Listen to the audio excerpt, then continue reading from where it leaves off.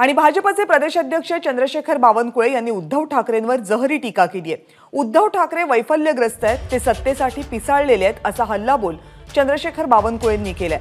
टीका करताना बावनकुळेंनी उद्धव ठाकरेंचा उल्लेख एकेरी केला। 2024 ची निवडणूक उद्धव ठाकरेंसाठी सर्वात वाईट असेल असाही दावा बावनकुळेंनी केला।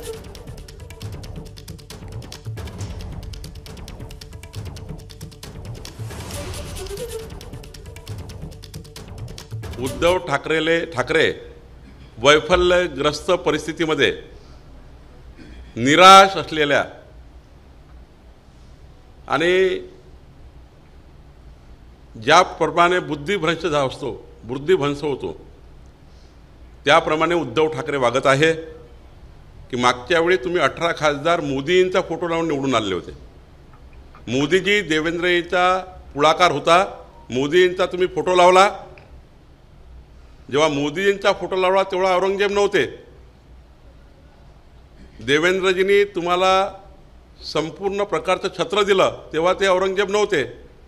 आणि आज सत्तेसाठी पिसाळलेला उद्धव ठाकरे मोदीजींना औरंगजेब म्हणतो आहे।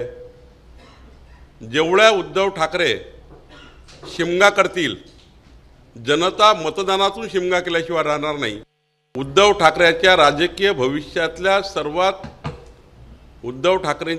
भविष्यातली सर्वात वाईट निवडणूक 2024 असेल। आतापर्यंतच्या इतिहासात उद्धव ठाकरेला जेवढे मतं मिळाले त्यापेक्षा कितीतरी मतांनी उद्धव ठाकरेचा पराभव होईल। खरं तर जरा येऊ द्या, 4 जून दिसेल, तुम्हाला दिसेल आपल्याला। आणि त्यामुळं मला वाटतं महाराष्ट्राची जनता बदला घेईल। एबीपी माझा, उघडा डोळे बघा नीट।